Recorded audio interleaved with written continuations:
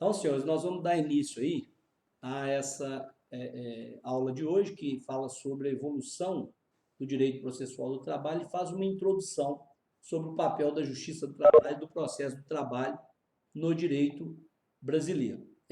Como eu disse aos senhores, a gente fez o envio lá, né, do conteúdo, vocês já receberam as aulas através do nosso grupo de WhatsApp. Essas aulas serão postadas no SF Web, né, que é o sistema faculdade, onde os senhores têm acesso ao conteúdo das aulas. Lá já se encontram algumas aulas, o conteúdo está sendo atualizado, as aulas serão numeradas, então os senhores terão controle, inclusive, pela data do conteúdo que a gente vai trabalhar aqui nesse segundo semestre. A gente está, nesse momento aqui, eu estou compartilhando com os senhores aqui também na tela, para que os senhores possam acompanhar aí o conteúdo da aula texto de hoje, né? Não sei se vocês estão conseguindo visualizar, vocês estão vendo aí a matéria? Conseguem ver? Beleza.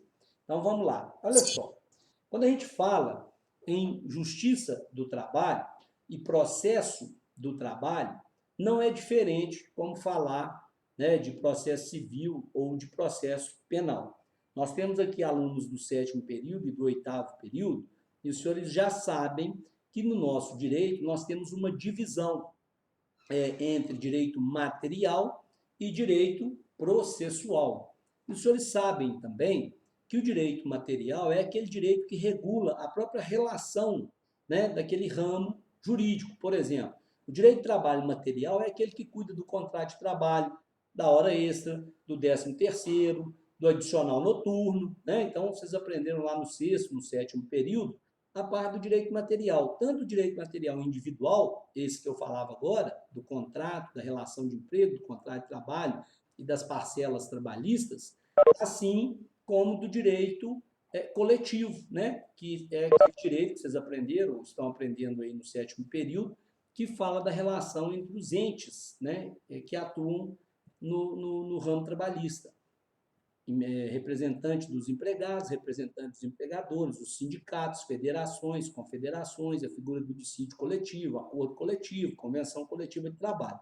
E o direito processual, que é esse que nós vamos trabalhar com os senhores aqui durante esse semestre, é aquele que cuida dessa efetividade. Nós já sabemos que o processo ele não tem uma finalidade em si mesmo. Significa dizer o quê?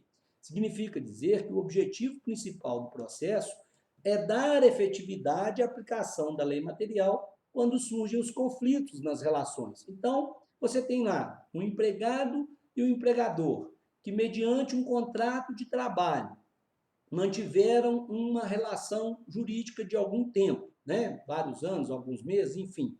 E, fruto dessa relação, surgiu um conflito, por exemplo, porque o empregador não pagou horas extras, aquele horário que o empregado trabalhou para além do combinado, para além do remunerado, e não recebeu. Então, essa cobrança dessas horas extras, se não for possível uma composição entre as partes com um acerto direto, ela pode vir a ser judicializada através de um processo trabalhista perante a Justiça do Trabalho, e essa será, por exemplo, a finalidade do processo, né? Solucionar esse conflito, enfim, aplicando a lei do direito material conforme a regra processual trabalhista. Por isso que a gente fala, e vocês já aprenderam isso lá em teoria geral do processo, e também em processo civil, que se aplica aqui no processo do trabalho, de que, na verdade, o processo ele tem a finalidade de fazer valer, de garantir a efetividade dessa norma que regula essas relações, principalmente quando surgem os conflitos, né? É o meio de solução. Quando o outro não é possível, pela conciliação, pela arbitragem ou pela outra forma que for. Nós até vamos falar disso mais para frente. Mas fato é que, através do processo do trabalho, nós conseguimos, quando judicializados, a solução dos conflitos decorrentes dessa relação trabalhista. E é para isso, né, que a gente estuda a forma processual, a estrutura da Justiça do Trabalho, o funcionamento, né, da própria Justiça do Trabalho, além, obviamente, de todos os atos processuais, né, que compõem esse universo do direito processual do trabalho. E é o que nós vamos fazer aqui durante esse semestre. Para a gente começar esse estudo, então, é importante a gente entender essa evolução do direito processual do trabalho. Olha só, os senhores já sabem que o direito processual do trabalho é um ramo do direito privado, né? Já estudaram direito do trabalho, então já sabem disso. A parte trabalhista, ela é um ramo do direito privado. Também já sabem, porque estudaram isso lá no direito material, que ela decorre, né, um desmembramento do direito civil, porque tem natureza contratual, né? O processo do trabalho, como eu disse, tem por objeto os conflitos da relação de trabalho e da relação de emprego. Relação de emprego é contrato de trabalho. Então, ela tem uma relação típica contratual. E daí, senhores, decorre que a Justiça do Trabalho, como hoje ela existe, ela tem exatamente essa finalidade. Ela é um órgão do Poder Judiciário brasileiro, é um órgão especializado, federal, porque pertencente à esfera do Poder Judiciário da União. Então, vejam, senhores, o nome correto do que a gente fala, Justiça do Trabalho, é, na verdade, Justiça Federal Especializada do Trabalho. Por quê? Porque ela é federal, pertencente ao Poder Judiciário da União, né? Inclusive, a sua jurisdição é nacional, porque ela é especializada, tendo em vista que apenas julga e se manifesta sobre relações decorrentes ou referentes à prestação de serviço, seja pela relação de trabalho ou seja pela relação de emprego. Então, é uma justiça especializada no sentido de que julga os conflitos decorrentes de relação trabalhista, seja ela relação de emprego, seja ela relação de trabalho, contrato individual ou ainda do ramo coletivo, né? Por exemplo, o próprio dissídio coletivo, entre outras questões que a gente já estudou nos períodos passados aí. Mas vamos relembrar o seguinte: o papel da Justiça do Trabalho é exatamente solucionar os conflitos com a aplicação efetiva do direito material. Um ponto importante que a gente tem aqui no processo do trabalho, e diferente um pouco dos outros processos que os senhores já estudaram, é o fato de que o processo do trabalho ele tem uma regulação prevista na CLT. Olha só, enquanto no processo civil eu tenho um Código Civil e um Código de Processo Civil, enquanto no direito penal eu tenho um Código Penal e um Código de Processo Penal, no processo do trabalho eu tenho a consolidação das leis do trabalho.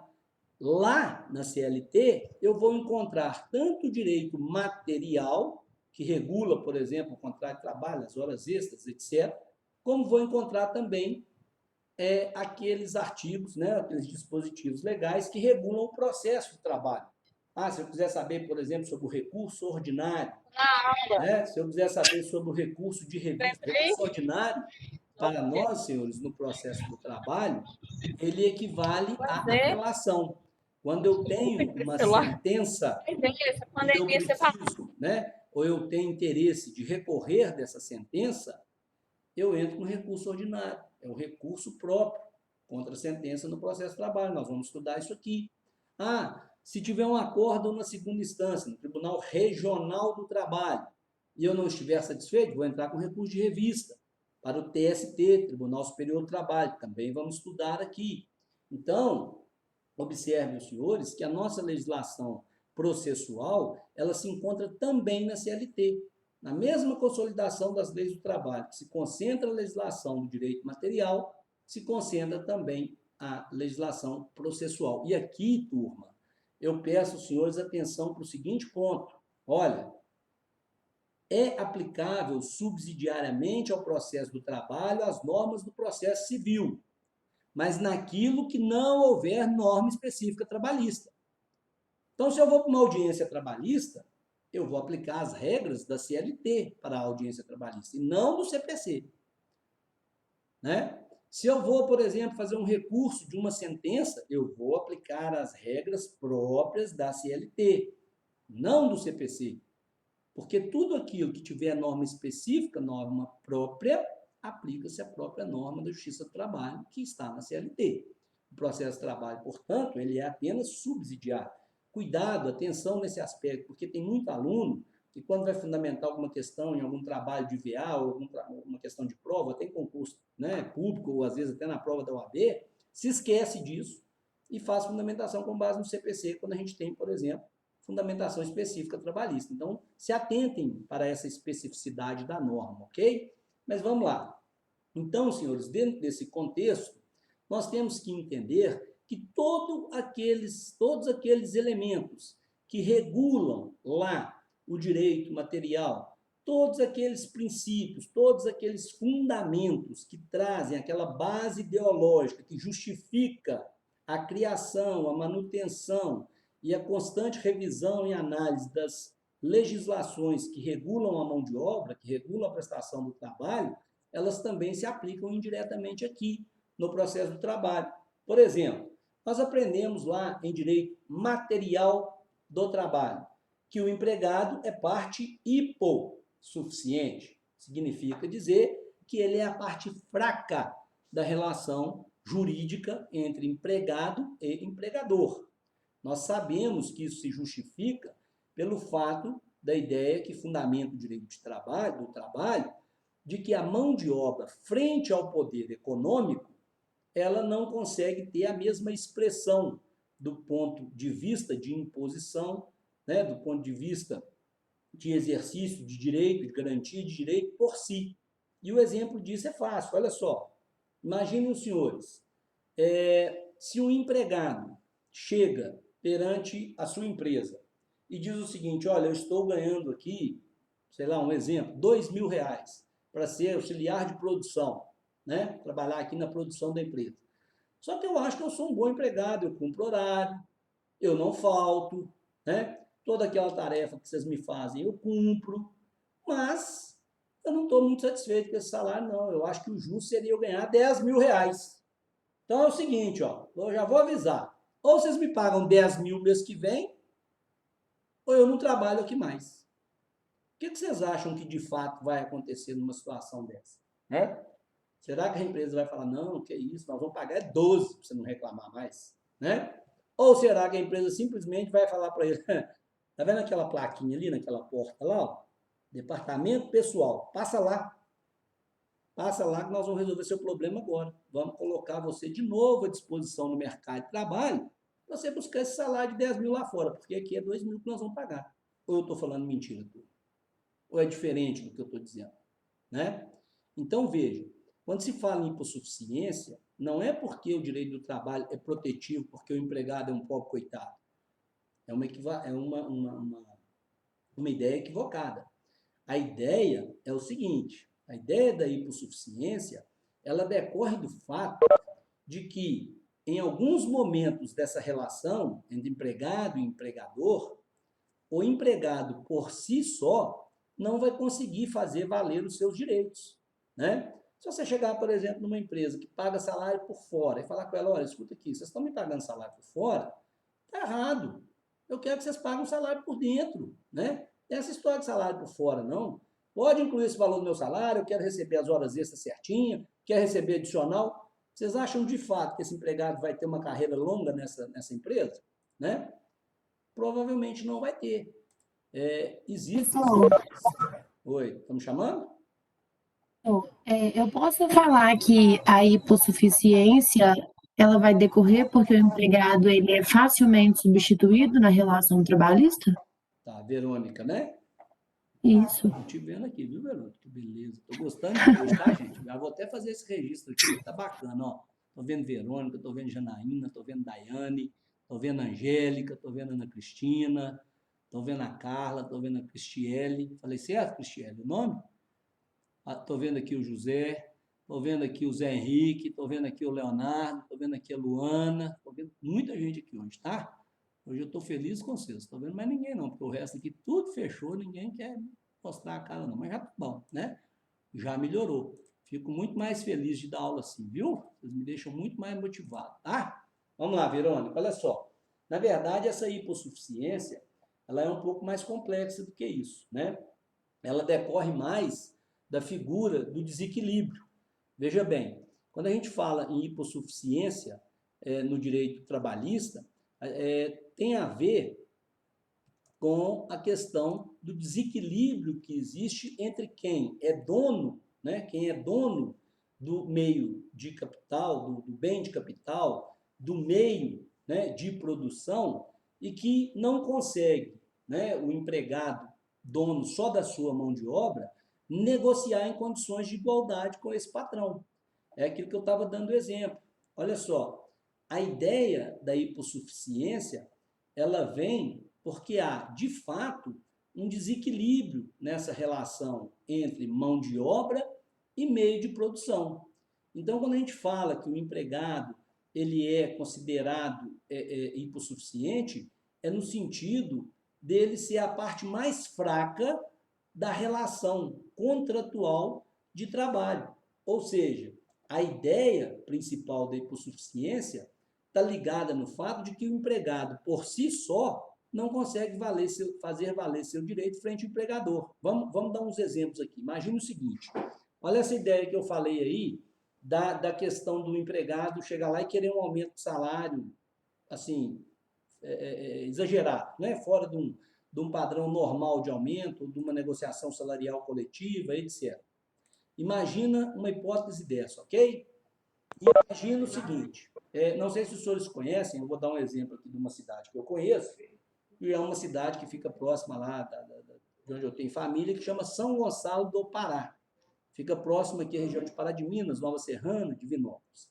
Em São Gonçalo do Pará, nós temos uma empresa grande nessa cidade, né? Uma empresa lá que faz doce e tal, etc. Tem uma outra lá que faz material esportivo, tudo. Imaginem os senhores, se essa empresa chegar lá e cismar de transferir a sua produção para uma outra cidade, né? Grande parte dos trabalhadores dessa cidade, eles são empregados dessa empresa. Se essa empresa simplesmente cismar de ir embora e transferir para uma cidade 100, 150 quilômetros distante de lá, qual que será o impacto na economia do município a saída dessa empresa? Qual que será o impacto na vida dos cidadãos dessa empresa, dessa cidade? Das famílias, né? Daqueles que trabalham nessa empresa. Então, observa que o agir econômico, o agir do empregador, ele tem uma repercussão muito maior do que o agir do empregado. Se o empregado chegar lá e falar, hoje eu não vou trabalhar não, hoje eu quero cruzar os braços, ou melhora a minha condição, ou eu não trabalho. No mínimo ele vai ser advertido. Assim, no mínimo, ele vai receber uma advertência, né, por descumprimento de obrigação do contrato de trabalho. Já o empregador, o agir dele na negociação trabalhista, em relação ao próprio empregado, ele tem uma força muito maior, às vezes até pela própria subordinação. Quantos e quantos casos a gente não conhece de empregados que às vezes se submetem a alguma coisa no contrato de trabalho com medo de perder o emprego? Às vezes com receio de enfrentar ou de exigir ou de querer impor um direito e a empresa simplesmente manda ele embora. Com um detalhe, né? No processo trabalhista e, obviamente, no direito do trabalho, não há nenhum problema na figura da dispensa sem justa causa. Então, o empregador pode mandar o empregado embora e nem justificar por quê. Dispensa sem justa causa, basta que ele faça a indenização, né, prevista em lei, aviso prévio indenizado, né, as verbas rescisórias, lá uns 40%, pagamento do fundo de garantia, ele pode fazer. Não precisa ter motivo para mandar o empregado embora. Então, a gente sabe que, na prática, essa hipossuficiência decorre desse desequilíbrio. E aí, Verônica, continuando tendo o tema, olha só, no processo do trabalho, isso funciona e tem reflexo, né? Esses princípios que vocês aprenderam lá em direito material, nós também veremos o funcionamento deles aqui no processo do trabalho. Veja, justiça gratuita. O empregado, hipossuficiente, desempregado, né? Ex-empregado, portanto, pleiteia num processo trabalhista justiça gratuita. Se tiver lá uma sentença, ele quiser recorrer, ele não precisa pagar as custas para fazer o recurso. Da mesma forma que ele não precisa depositar um valor que na Justiça do Trabalho é exigido, chamado depósito recursal para o empregador, para as empresas, né? Então, observa, é um exemplo da figura da hipossuficiência e reflexo da hipossuficiência no direito do trabalho. O empregador quer recorrer, faz um depósito recursal. O empregado quer recorrer, não precisa fazer depósito recursal. O empregador quer recorrer, tem que pagar custas. O empregado vai recorrer, tem justiça gratuita, está isento de pagamento de custas. São exemplos de hipossuficiência buscando o equilíbrio das partes, né? Poder econômico de um lado, mão de obra do outro. Agora, olha só, quer ver mais exemplo? Se a empresa tem mais de 20 empregados, a obrigação dela é manter o ponto, registro de ponto. Antes da reforma trabalhista, senhores, eram 10. Com a reforma trabalhista, 20, né? Porque às vezes alguém pode lembrar que é 10, mas com a reforma trabalhista passou para 20. Ó, tem mais de 20 empregados, tem que ter o ponto. Então, tem um processo trabalhista de hora extra lá, tem um pedido de hora extra.